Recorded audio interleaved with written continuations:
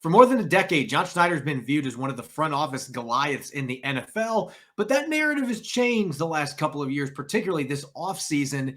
Is all the criticism necessarily fair? Nick, Lee, and I are going to be diving in on our latest installment of Locked On Seahawks. You are Locked On Seahawks, your daily Seattle Seahawks podcast. Part of the Locked On Podcast Network, your team every day.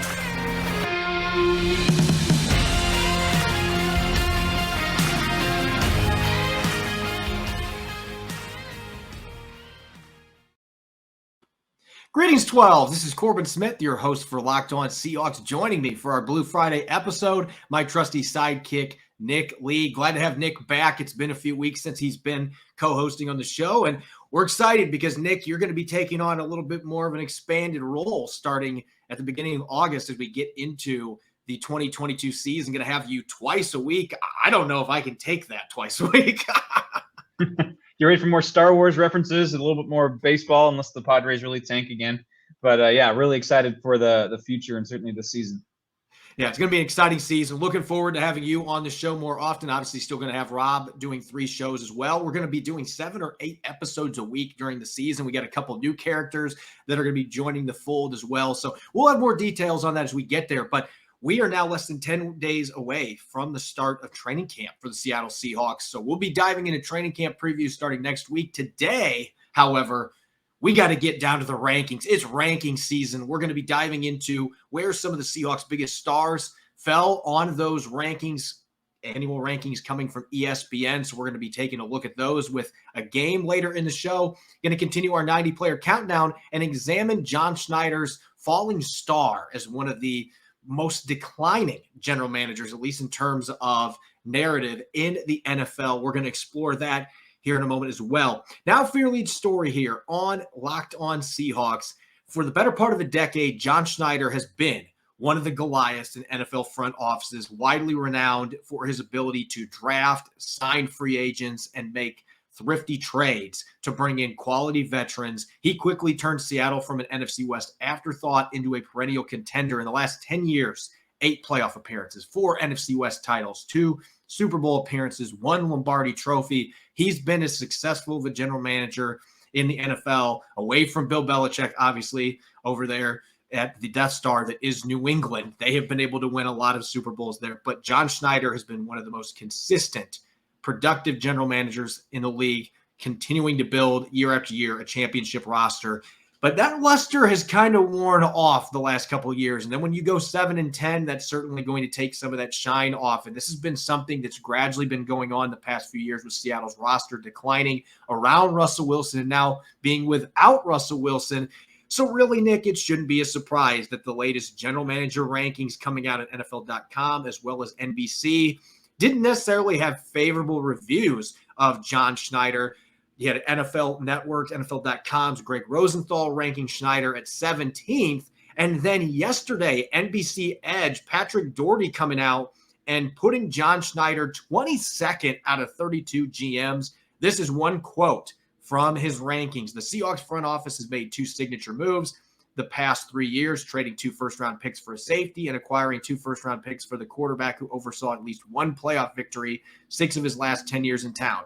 I'm not sure which, but that seems like a cardinal sin. It's definitely a team-building sin. The one thing you do not do in the modern NFL is give away a franchise quarterback. That was the shared sentiment with Greg Rosenthal as well. You picked your GM and coach over the quarterback, dropped him down to 17th. For a long time, Nick, he was perennially in the top 5. And I think you and I both agree that he deserves a lot of this criticism, but yet it almost feels to me like this is a bit much, even considering how poorly the last year has gone for the Seahawks organization. Yeah, I don't think it's necessarily fair to completely hold the Russell Wilson deal against him quite yet. Of course, the optics look bad with dealing away your franchise quarterback of the decade, the winningest quarterback, name, insert passing record, quarterback record for the franchise here, and Russell Wilson's got it. Super Bowl ring, all that good stuff. But it's not quite that simple. And we know that. Seahawks fans know that. It's not as simple as, oh, he gave away his franchise quarterback. How stupid is that? It's not quite that black and white, that cut dry. It's certainly going to, I think that the deal with Russell Wilson is going to take a couple of years to play out with the quarterback situation, how they respond by replacing him. That could be the next, or it will be the next big thing that he's judged on, perhaps with his job on the line, is getting this next couple of years right with finding the quarterback and building around him. So the Russell Wilson deal, he was never going to sign an extension here. This was never going to work out long term after some things fell through. And yeah, part of that might be John Schneider's fault to begin with.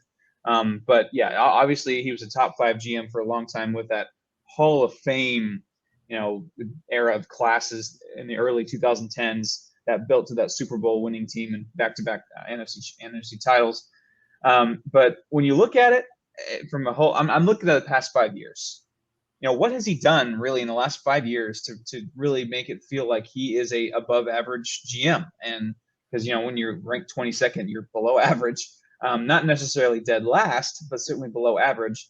When I look at some of the stuff that's happened over the last 5 years, the draft has been pretty much a disaster, minus a couple of guys, DK Metcalf, Darrell Taylor looks like he'll be all right.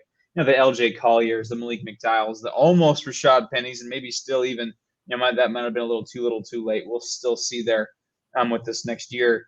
But what matters most is in this business is wins and losses, championships. In the last 5 years, 1 playoff win and a home playoff loss. And that's just not going to get it done. And that's judged pretty harshly when you couple that, the recent string of lack of success with some draft misses.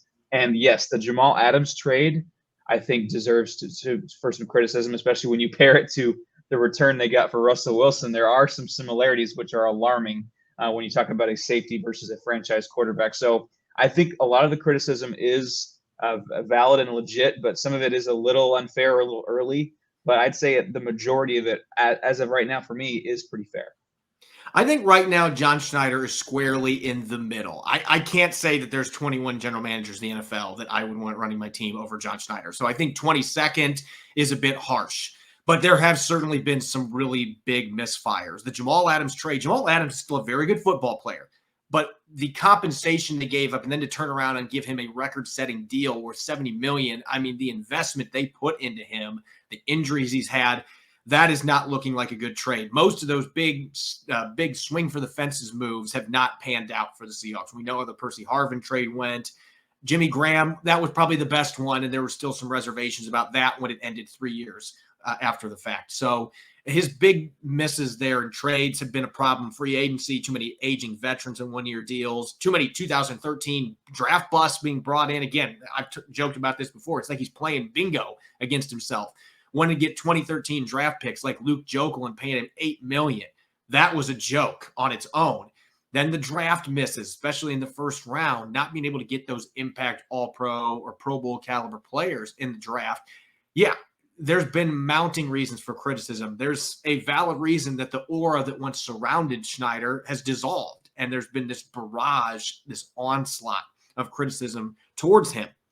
So I think Rosenthal's ranking at number 17 seems more fitting than 22. I'd still probably have him a few notches higher than that because you mentioned what has he done the last couple of years. I do have a few things that I think show he still has the ability to be a really good general manager. The Quandre Diggs trade, or should we call it thief job, sending a 5th-round pick to the Detroit Lions for him. He's been a Pro Bowler the last 2 years. You just re-signed him.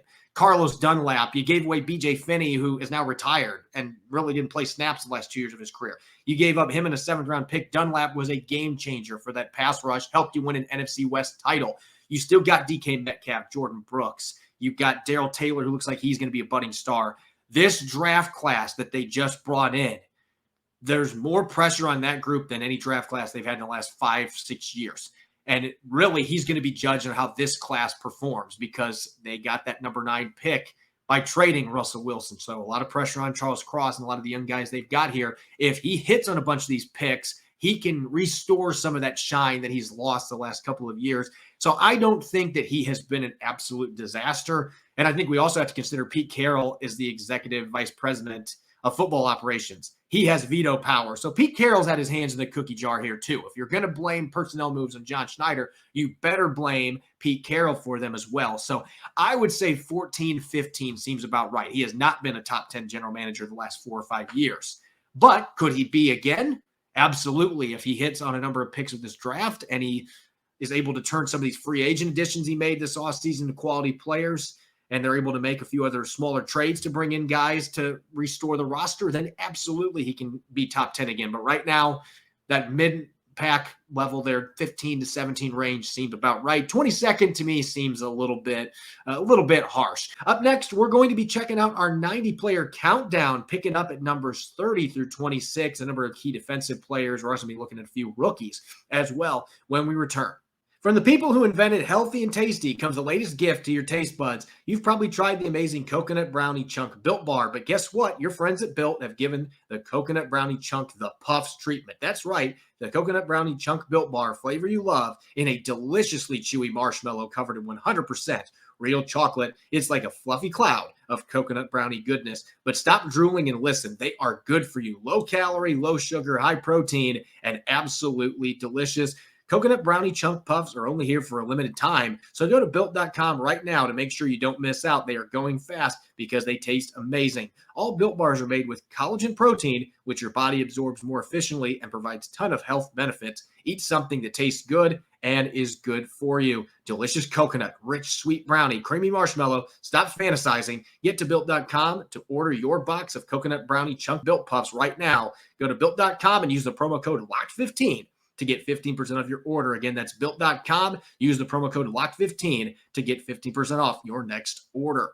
You're listening to the Blue Friday edition of Locked On Seahawks. This is Corbin Smith. Joining me as my co-host for today's episode, Nick Lee. Thanks for making Locked On Seahawks your first listen 5 days a week. We greatly appreciate it. And make sure on July 18th, coming up next Monday, that you check out the Locked On NFL podcast. They are going to be unleashing their 50 most valuable players in the NFL from the odds makers at BetOnline. Again, that's going to be available next Monday, July 18th on the Locked On NFL podcast, wherever you get your podcasts and on YouTube. Continuing our 90-player countdown, Nick, I believe this is actually maybe only the second time that you've gotten to partake in this year. And so I know you've been excited for the chance to dive in on some of Seattle's key players heading into training camp coming up in a couple of weeks. We are now down to numbers 30 through 26 in our listing. A lot of key players, including a few rookies on this list. Kicking off our latest list at number 30. Ryan Neal has been truly a revelation the last couple of years for the Seahawks. This is a guy that was cut by the Falcons and the Eagles earlier in his career. He was undrafted coming out of Southern Illinois, originally played football in Northwestern Indiana, and was lightly recruited, got benched a few times at Southern Illinois, and yet here we are now a few years down the line, and Neal has not only proven that he's a capable special teams player, but when Jamal Adams has been hurt, he has been an above-average starter at the strong safety position, and I think he could start for a number of teams. Right now, though, with Jamal Adams being healthy, Quandre Diggs coming back healthy, he's probably looking at best, a situational role coming in sub packages. Maybe in dime, they would have 4 safeties on the field. He might get some snaps in that regard, but mostly going to be playing special teams. And as he's done the last couple of years, waiting in the wings if injuries happen in front of him. He's proven, though, that he's capable of playing defense on Sundays at a fairly high level. Yeah, in sports, you sometimes hear those phrases like every good team needs this guy. Like in NBA, the Spurs, every good team needs a Manu Ginobili kind of player. Or in baseball, Chris Taylor of the Dodgers, you can just plug and play and he just thrives, and whatever you need coach kind of guy. And Ryan Neal is that for the Seahawks. It's every good team needs a Ryan Neal type. Whatever the team needs, and he's been invaluable in so many spots. He's logged over more than 800 defensive snaps and more than 500 special team snaps so far in his career. Played over 700 snaps total last year between defense and special teams. Career high 49 tackles and mostly a reserve role. Yeah, he took over the starting job later. And like I said, every good team needs a Ryan Neal type of guy, reliable depth, a guy that can get you good starts when needed. And with the history, unfortunately, of Jamal Adams' health and just how the defenses have evolved this year or recently, Ryan Neal is going to be needed. And if the Seahawks are going to be successful on defense, I think a lot of that will have to do with how Ryan Neal is used and how if he can build on some of that success he found last year. In the last couple of years, I think he's played in 29 of a total or a possible 33 games the last 2 years. So just an invaluable piece of this roster. But the guys that just gloss over the team and try to make opinions on, the experts make opinions on this team.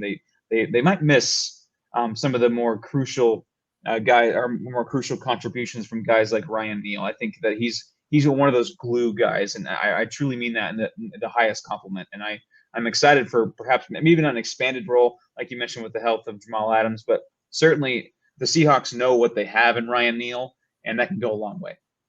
What the Seahawks don't know yet is what they necessarily have in Abraham Lucas, who's going to have an opportunity to compete for a starting job right away at right tackle, third-round pick out of Washington State.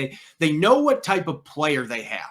The big question anytime that you have a player coming into the NFL, how are they going to adapt coming into the league, going against the best players in the world, particularly when you're talking about a player like Lucas, who has been playing in pass-heavy offenses out of a two-point stance, has not played in a three-point stance other than the Senior Bowl. The Seahawks don't seem to be concerned about that, though. They still play a fair amount of two-point stance with their offensive linemen, depending on situation.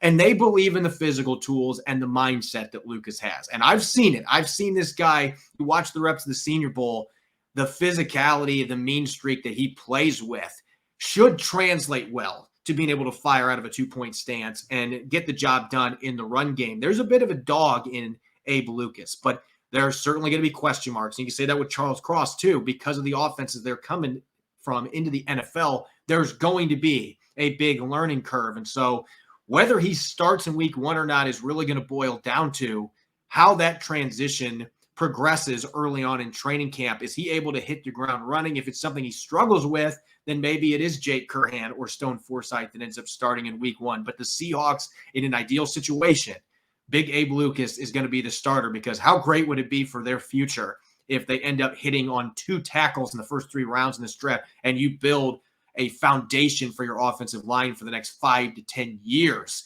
It would be a huge boon to Seattle's chances of getting back into contention in rapid ascension.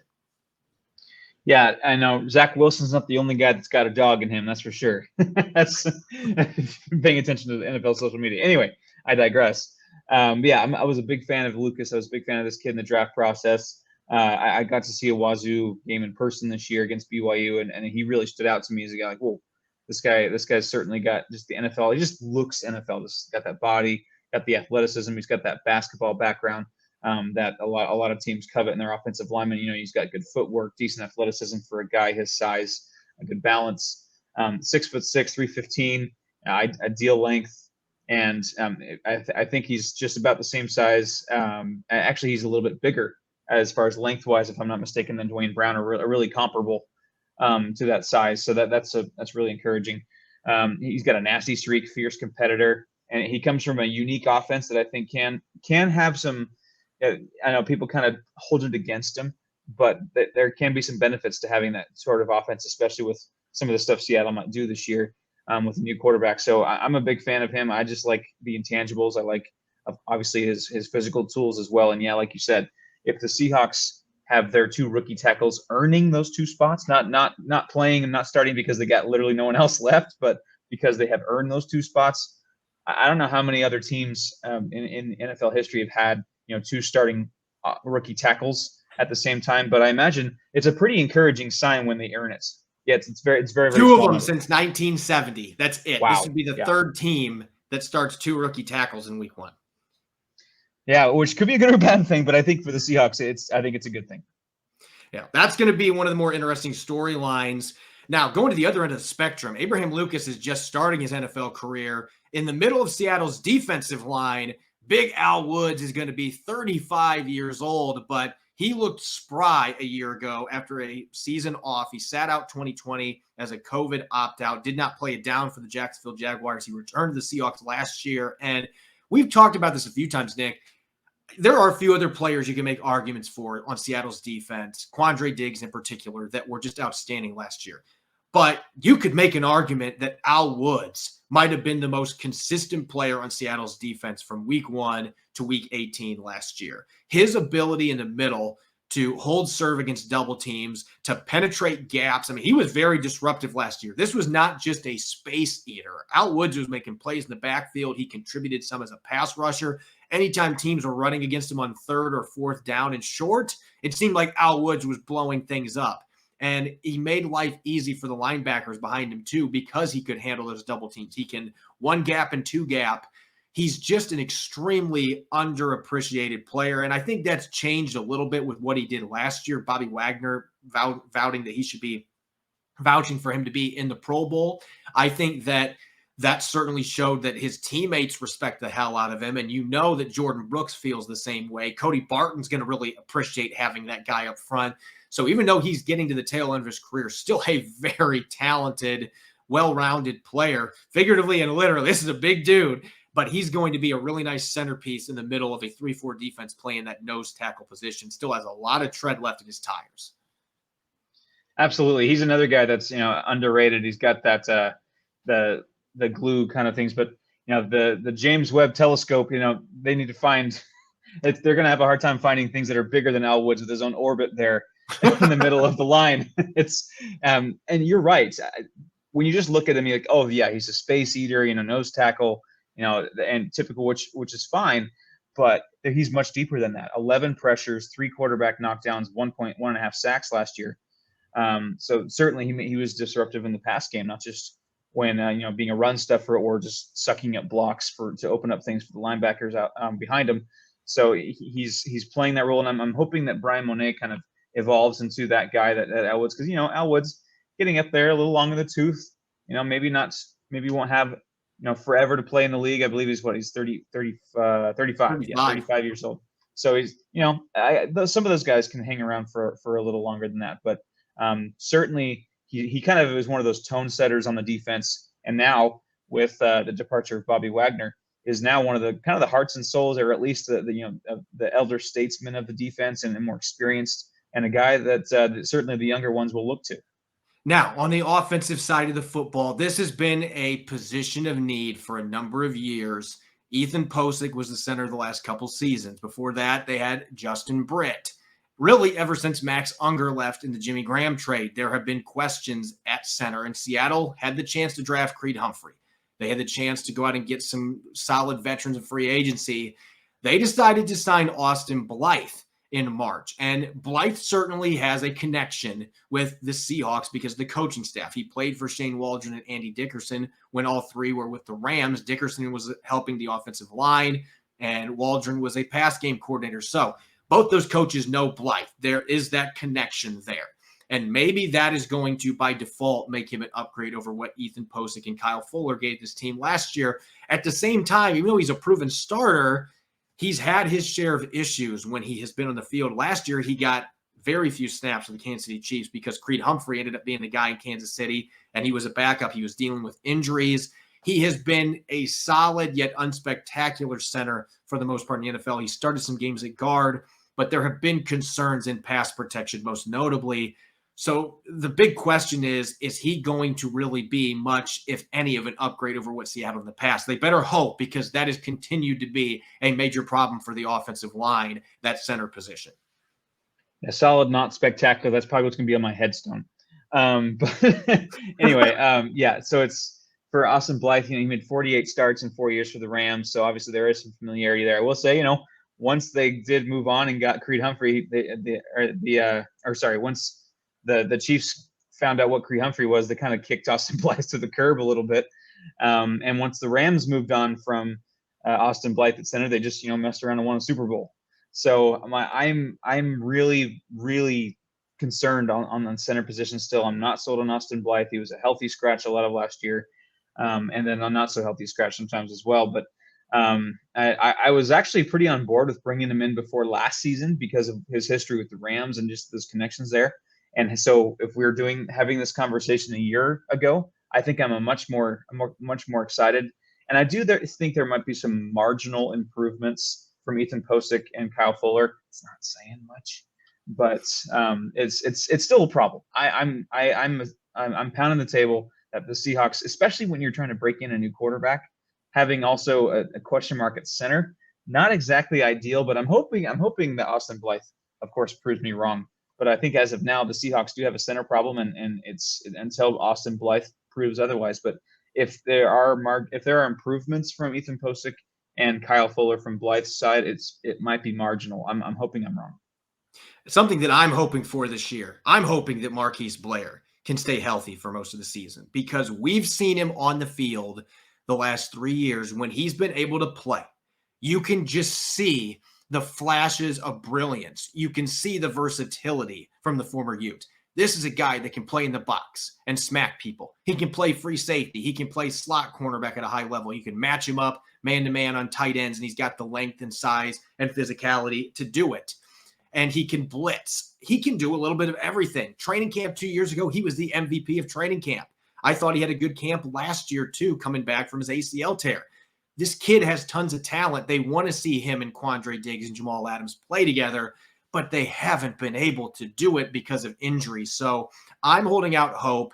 Marquis Blair, to me, is the ultimate wild card for this defense, because Sean Desai in Chicago played a lot of three safety sets. You know that he's going to want to do that as an associate head coach in Seattle. If he can get Blair, Diggs, and Adams on the field together, and he can play Adams or Diggs near the box and move guys around, that interchangeability with his safeties, the amount of flexibility that gives you in terms of who you can blitz and the coverages you can play, man-to-man versus zone, you name it. It just gives you a huge toolbox to work with if you're Clint Hurtt. And so the potential, it is something that's been enthralling for the last couple of years, but the injuries have prevented it from happening. So you're hoping you can see a hard-hitting, healthy Marquis Blair playing extensive snaps and sub-packages as that third safety, some on special teams as well, and then he can stay healthy and start to play to his potential, because I really think he can still be a game changer for this defense. Yeah, it's kind of maddening that he's been only only appeared in 8 games out of a possible 33 the last 2 years, because really, like you said, with his versatility, his physical tools, his potential is anywhere between, perfectly average, role-playing safety to like Derwin James. Or I don't know, like it's just all the way in between that spectrum. I think he really has those tools. Just the versatility, the physicality that he's got. And unfortunately, some of that physicality has led to those injuries. So really with him, time is starting to run out a little bit on trying to stick on this roster, because every year that goes by, there's more and more guys on the roster that the Seahawks are acquiring, guys via draft or signing or trading for, that can do some of the things that Marquis Blair does. And so he's going to have to step up. And like we say all the time, the best ability is availability. And Marquis Blair just has not been available. And, some of it's just sheer dumb, stupid, bad luck, which sucks. But that's part of the game, too. He's just got to stay on the field, because, that potential is immense. And if he was able to realize even a portion of that potential when you already have Quandre Diggs and Jamal Adams, talk about an embarrassment of riches at safety. Yeah, that's a perfect terminology for it. They just got to keep that group healthy as much as possible. And it should be the best safety group in the NFL, in my opinion. And that leads perfectly into our next segment here, because we're going to be talking rankings. ESPN dished out their position-by-position rankings. Jeremy Fowler does these every year, and they're the rankings that we like to dive into the most, because they come directly from players, coaches, and executives. Where did some of Seattle's top stars fit in? And do we think the rankings were right or wrong? We're going to be having some discussion and debate coming up, game style, here on Blue Friday. BetOnline.net is your number one source for all your betting needs and sports info. Find all the latest sports developments, league reviews, and news, including this year's Major League Baseball season. BetOnline is your continued source for all your sporting and wagering information, including live betting, esports, and scores. And BetOnline.net remains the best spot for all your sports scores, podcasts, and news throughout the season. BetOnline.net is the fastest and easiest way to check in on all your favorite sports and events, whether it's MMA, boxing, or even golf. Head to the website today or use your mobile device to learn more about the trends in action. BetOnline, where the game starts. You're listening to the Blue Friday edition of Locked On Seahawks. I'm your host, Corbin Smith. Joining me today, my trusty sidekick, Nick Lee. Thanks, as always, for making Locked On Seahawks your first listen 5 days a week. And make sure to check out the Locked On NFL podcast as your second listen. Our national NFL experts and insiders keep fans dialed in with the biggest stories and latest news from around the league, because an offseason doesn't equal a break in the action. It's the middle of July. We do have training camp coming up, but I like to call this time of year ranking season, because Everybody's looking for something to talk about. There's no OTAs, no mini camp, no training camp coming up. Very few roster moves being made this time of year. The doldrums of the offseason. So everybody's got to get their rankings out there. And one in particular that you and I always have interest in is the one that comes from ESPN. Jeremy Fowler does this every year. It's an annual ranking, position by position, top 10 players at every spot. And it's based off of rankings from players, coaches, and executives that are polled. And so obviously it's an imperfect science. Most rankings are imperfect sciences. There's opinion in all of it. But nonetheless, it's ranking season. So what you and I are going to do, we're going to play a little bit of overrated, underrated, or just right with 3 of the positional rankings that include Seahawks or may not include certain Seahawks. And we're going to start the game here, Nick, at the receiver position. And looking at ESPN's position rankings, Levante Adams, number 1, Cooper Kupp, number 2. I don't think we can debate any of that. Jamar Chase, one of the top young players in football, at number 3. Justin Jefferson, Tyreek Hill, Stephon Diggs coming in at 4, 5, 6. DeAndre Hopkins, Mike Evans, Deebo Samuel, and then DK Metcalf coming in at number 10, the final one in the top 10. So I'm going to start with Metcalf here, Nick. Do you think that ranking at number 10 is overrated, underrated, or just right? Man, the biggest takeaway I got from that list is what a stacked receiver group it is right now in the NFL. The NFL has never had this type of talent, deep talent at receiver. That is quite an impressive list. So that in and of itself, being on that list in general, is quite the highest opinion. I think this is actually just right for DK Metcalf. He's easily one of the most physically gifted football players, human beings in all the world, and he deserves to be on that list. Yeah, there was a bit of a dip in production last year, which, with some upheaval with quarterback stuff, although he was a little better with Geno Smith under center for part of that.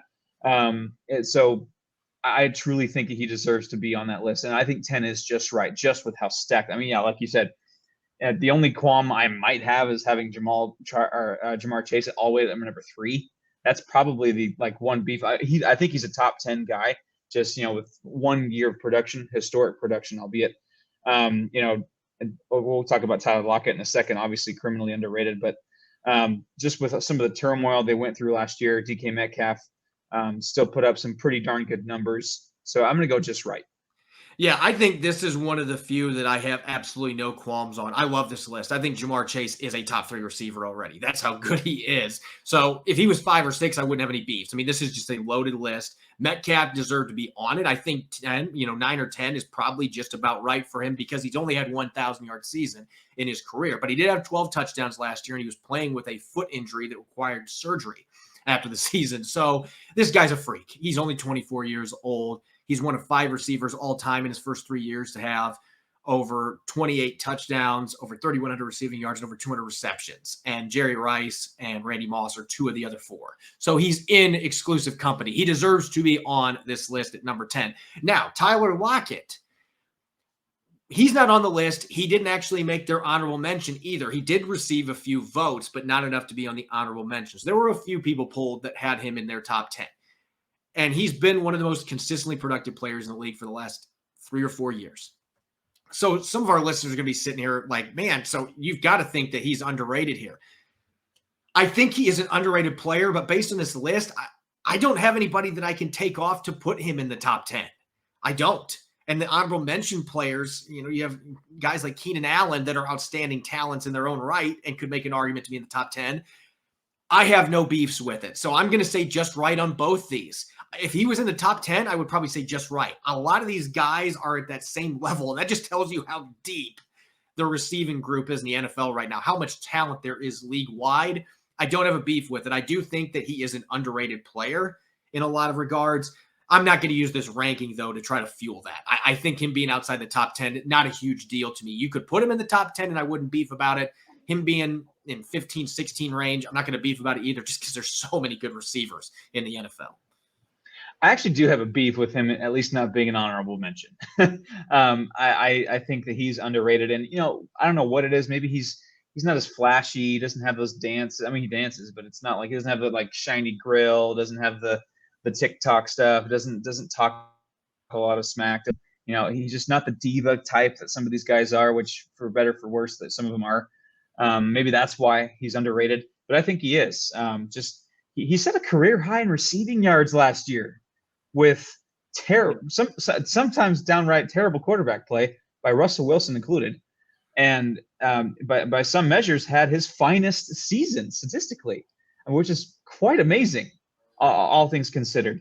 Not even a Pro Bowler, I thought, which is kind of half underrating him and half testament to how deep this receiver group is. So yeah, I think he's underrated. He does deserve to be an honorable mention. I again, like we didn't compare notes before this.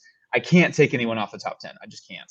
That's just such a stud list. But he needs to be an honorable mention. He's been so consistent for longer than some of these guys even played college ball. So he needs to be recognized.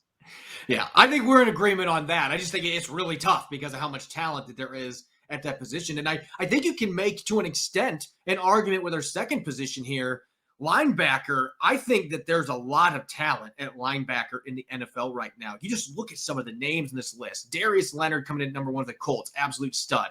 Micah Parsons, record-breaking season with the Cowboys as a rookie. Fred Warner's been dominant the last 3 years for the 49ers. Devin White's a great player for the Buccaneers. Roquan Smith, Chicago has stunk, but he's been one of the few bright spots. Really good player. Demario Davis, one of the most underrated linebackers in football. I'm actually happy to see him on this list because he's a really good player for the Saints. Tremaine Edmonds with the Bills. Bobby Wagner being at number 8 just tells you where the linebackers are at because he's still a very good player. Levante David, another Buccaneer. He's been great for a decade, still a really good player. And coming in at number 10, I think a lot of people were surprised by this based on what I saw on social media, but Jordan Brooks getting number 10. He makes the top 10 list after 2 seasons in the NFL. Nick, is that just right? Is it overrated? Is it underrated? Where do you stand on where Jordan Brooks fits on this list? Well, the average person might jump and say, overrated. But when you look at what he did last year, he's young. He had one of the more amazing seasons that just about anybody outside of Seattle didn't really recognize, I don't think. 184 combined tackles is the 10th most in single season NFL history since they've been tracking that stat. 10th most in NFL history, and a Seahawks franchise record. I think it's number 2 or 3 of the last 3-4 years. He can rise if he can rise up and have another 130 plus tackle season again this year. He absolutely will solidify himself unquestionably as one of the top 10 linebackers. I was actually surprised to see this too. I think it's just right. Now maybe just a homer in me. But just with what he did last year, the sheer tackle numbers, sheer volume of tackles last year alone is eye-popping. And he's just, I think, tapping into what he can truly do. I'm going to surprise a lot of our listeners. I'm going to say underrated on this one. Now, very slight. And I think Levante David, you look at the track record that he's got. Yes, he deserves to be ahead when you look at what he's done in the past. But this is getting to be an older player. I think you can make the argument for Bobby Wagner, too. I think Jordan Brooks is going to be the better player of those 3 in 2022. I truly believe that. In fact, I'm going to make the argument that he's going to be one of the top 5 linebackers when they do this poll next year. I think he's got an all-pro caliber season coming. I just think when you look at his evolution, last year racking up all those tackles, you saw him improve against screens as the year progressed. He got better in coverage. He was close to getting picks a couple of times. I think that his instincts are going to kick in even more, and those plays that he narrowly missed on, he's going to convert on this year. I just think he's got a big season coming. So I think you could say just right based on what he's done prior. I think if you're looking from a projection standpoint, give me him at number 5 or 6. I think he's got that kind of talent, even with all the talent that's on that list. So you can maybe make that argument for Metcalf too, but certainly with Brooks, you got a chance to see an all-pro caliber talent. Now, our last ranking here, the Seahawks actually have 2 players impacted by this one, the safety position.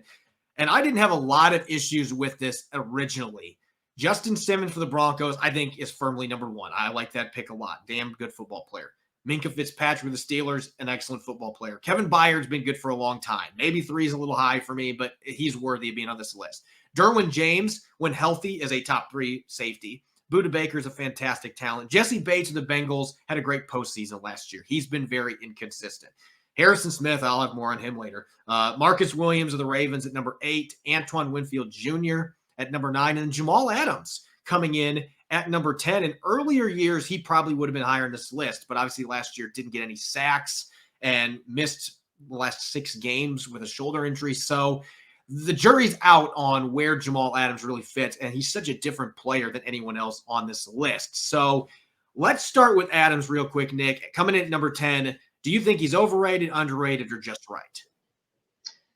Well, to be frank, I think he's overrated at this point. Strictly from a availability and production standpoint.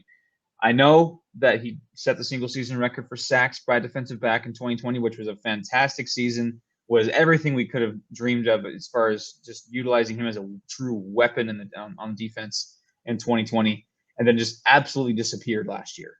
They almost offset each other, in my opinion, just with how just invisible he was at times last year and when he was healthy. And then there's the health issue. He's just not been able to stay healthy. So, I know we're going to get on this with the other safety in Seattle. But Jamal Adams, I think at this point, I'm not sure he deserves to be on that list. Now, I hope, again, I'm wrong and he is healthy, puts together another season that maybe merges the two ways that he was used in 2020 and 2021 and truly becomes the weapon that they saw when they traded so much capital for him. But yeah, for now, I'm going to go overrated. Yeah, I'm going to agree with you. I think that this ranking, him landing at number 10, is reputation-based more than anything because he has been an all-pro safety in the league a couple of times. He's been a perennial Pro Bowler. He has the talent to be a top 5 guy on this list, but injuries have hurt in the last 2 years. The Seahawks have not figured out how to best utilize him. That was a major problem last year. I'm not blaming the pass rushing production on him. I'm blaming the coaching staff, and that's what Clint Hurt and Sean Desai and company, they got to figure out. I think he's a top 10 talent, but he would not be in my top 10 in this list if we're basing it off of last year. He would be honorable mention because I think he deserves to be in the discussion. I just wouldn't have him in the top 10. Now, let's get to the player who is not on this list. And, let's get spicy. It's rankings. It's not that big of a deal, but this one is a big deal. I take this one personally because I've been watching Quandre Diggs play for the last 5 or 6 years. I loved what he did in Detroit on bad football teams. So this is not just me being a Seahawk podcast host saying this. I think Quandre Diggs is the most underrated player in the NFL. I don't care what position we're talking about. You look at that list. I'm going to post it one more time here. I'm looking at this list. Yes, Justin Simmons and Minka Fitzpatrick are fantastic. Kevin Byard's been really darn good. Derwin James is a great player. Budda Baker is a great player. But then I'm looking at Jesse Bates. Yeah, he's fine. He's a quality safety. He's a younger player. I think he's got the chance to be a perennial all-pro type talent. But he has not been consistent. Harrison Smith is getting old, and I've just never been that impressed with him. I don't know what it is that he has on people that vote for these things. I don't think he's a bad player. I've never understood the fuss over him. I've just always thought he's he's a good but not great safety. That's my opinion. There's a lot of people that don't agree with me. But I've thought that since he played at Notre Dame. I've never been a huge fan. And you look at the rest of the rankings there. Marcus Williams is a good young player. He doesn't have the ball production that Quandre Diggs does. Antoine Whitfield Jr., I think, belongs on this list. Even Jamal Adams. Jamal Adams has not been as good as Quandre Diggs the last couple of years. Not having Quandre Diggs, not only in the top 10 here, not having him in the top 5. Nick, he's the only player in the league the last 5 years that's had at least 3 interceptions every damn season. Like, how do you not include him on this list? That's like not having Darth Vader in the top 5 Star Wars characters. Like, if you don't have Quandre Diggs in your top 5 for safeties, I'm revoking your ability to talk football. That's how bad this is. I'm sorry. It infuriates me. He has been one of the best safeties in football for the last 4 or 5 years.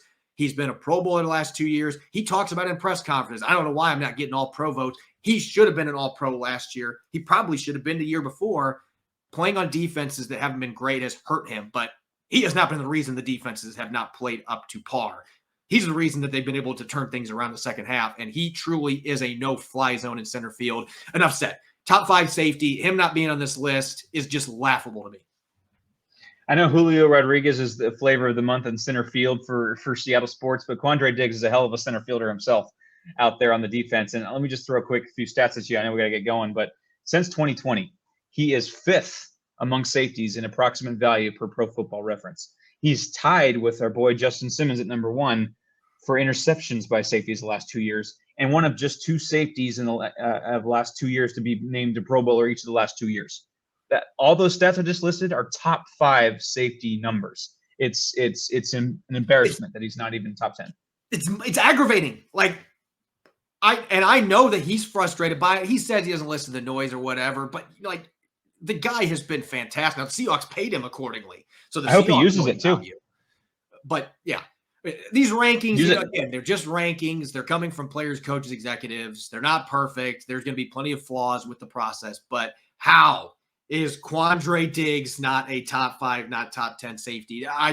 It blows my mind. Anyway, we're going to move forward and close out the show after that because I need to go cool off after that particular one. But we'll have our listeners post on YouTube, on comment section. Let us know on social media as well what your thoughts are on these rankings, where some of the star Seahawks players fell. You can follow me on Twitter at Corbin Smith NFL. You can follow Nick at Nick Lee 51.